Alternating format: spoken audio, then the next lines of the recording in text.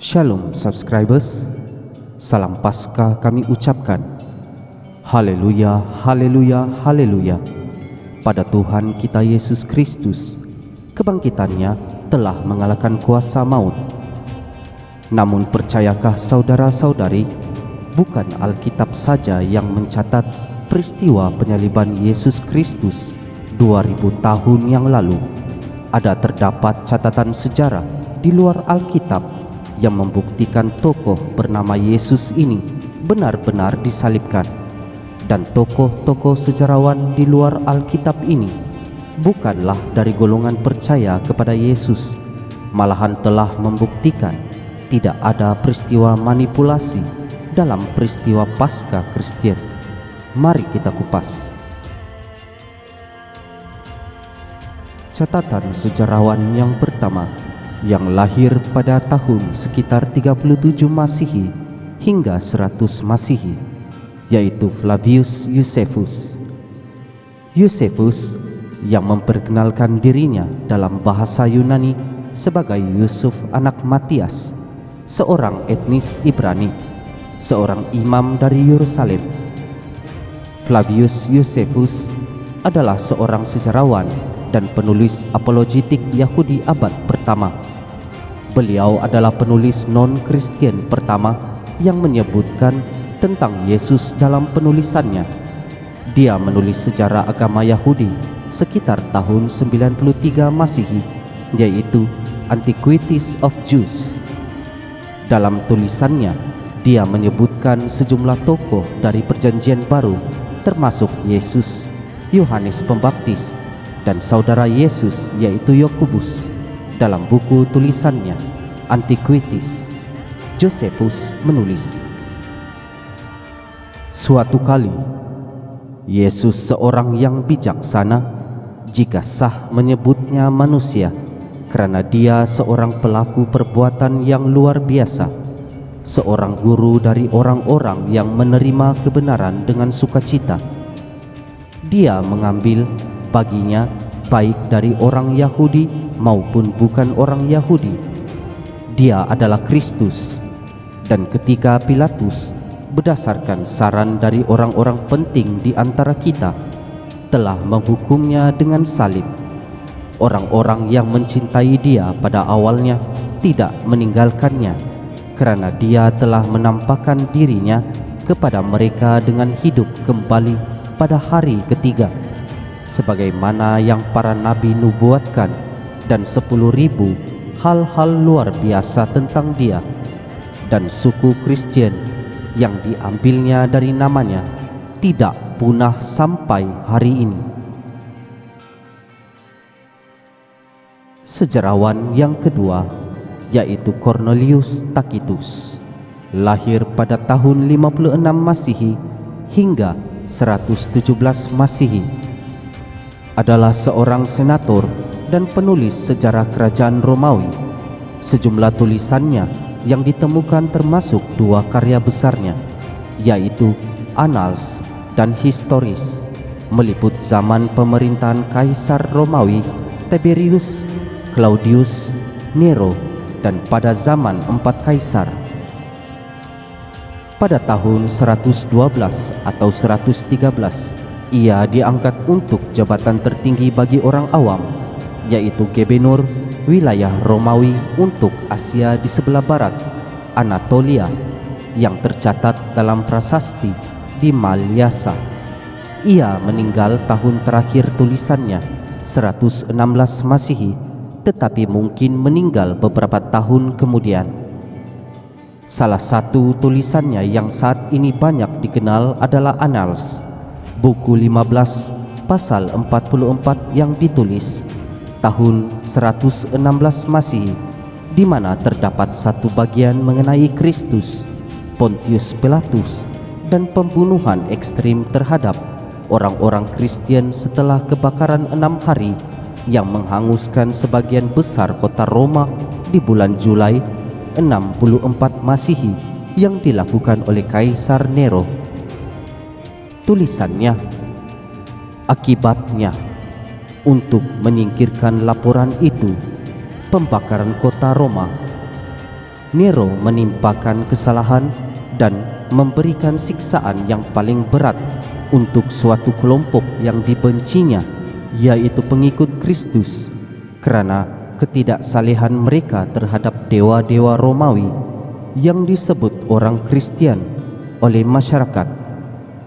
Kristus, orang yang menjadi asal dari nama itu dan menderita hukuman ekstrim dalam pemerintahan Tiberius di tangan seorang pemimpin, Pontius Pilatus. Tulisan sejarah ini mengandung referensi terhadap sejarah kekristenan dari sudut pandang non-Kristen, termasuk kisah kematian Kristus yang mengkonfirmasi catatan-catatan Injil serta penganiayaan orang-orang Kristen pada abad pertama dalam kerajaan Romawi. Meskipun ditulis 52 tahun setelah peristiwanya, pakar sejarah menghargai tulisannya yang otentik. Sejarawan yang ketiga, Plinius yang Muda, lahir pada 62 sebelum Masehi hingga 11 Masehi. Plinius yang Muda, tulisan-tulisan seorang gubernur Romawi di Asia Kecil. Plinius menegaskan bahwa orang Kristen perdana menyembah Yesus sebagai Tuhan. Inilah kesimpulan yang dia pelajari setelah menginterogasi orang-orang Kristen. Dalam tulisannya, mereka, orang-orang Kristen, memiliki kebiasaan untuk bertemu pada hari yang sama sebelum fajar, ketika mereka menyanyikan secara bergantian bait-bait sebuah pujian kepada Kristus seperti kepada dewa, dan mereka mengikat diri mereka dalam sumpah yang serius untuk tidak melakukan perbuatan-perbuatan jahat, tidak pernah melakukan penipuan, pencurian atau penzinahan, tidak berkata-kata palsu, ataupun mengingkari kepercayaan ketika mereka diberi tugas untuk menyampaikan sesuatu. Setelah itu ada kebiasaan mereka untuk memecahkan dan kemudian mereka berkumpul untuk mengambil makanan, namun jenis makanan yang biasa dan sederhana. Tulisan catatan sejarawan Loukianus dari Samosata yang lahir 125 sebelum Masehi hingga 180 Masehi. Beliau adalah seorang ahli pidato dan satiris yang menulis dalam bahasa Yunani.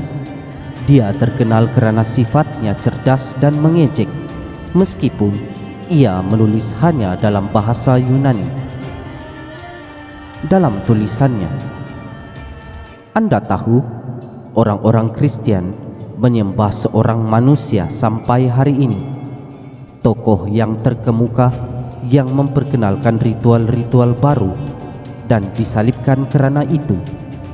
Anda lihat, makhluk-makhluk sesat ini dimulai dengan keyakinan umum bahwa mereka itu makhluk yang abadi sepanjang masa, yang menjelaskan penghinaan mereka akan kematian dan pengabdian diri yang rela sangat umum di antara mereka. Dan kemudian sikap itu membuat mereka terkesan oleh sang pemberi hukum asli. Mereka menyatakan bahwa mereka itu semuanya saudara. Sejak saat itu, mereka mengubah keyakinan mereka dan menolak dewa-dewa Yunani dan menyembah orang bijak yang disalibkan dan hidup menurut hukumnya. Semua ini mereka lakukan dengan iman. Akibatnya, mereka membenci seluruh barang duniawi dan menganggapnya sebagai milik bersama. Catatan sejarah di luar Alkitab yang kelima, yaitu literatur rabinis Yahudi.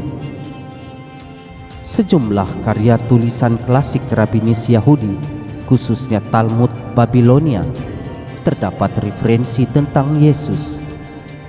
Meringkas tulisan-tulisan itu dalam bukunya Yesus dari Nazaret, sejarawan Joseph Klausner menulis, Ada beberapa teori terpercaya mengenai fakta bahwa namanya adalah Yeshu dari Nazaret yang mempraktikkan ilmu sihir, yaitu mengatakan bahwa dia melakukan mukjizat yang biasa terjadi pada masa itu dan bujukan dan juga menyesatkan Israel, bahwa dia menghina kata-kata bijak dan membahas kitab suci sama seperti cara orang Farisi, bahwa dia memiliki 5 orang murid, bahwa dia berkata dia datang bukan untuk meniadakan hukum ataupun menambahkannya, bahwa dia digantung di sebatang kayu disalibkan sebagai penguasa palsu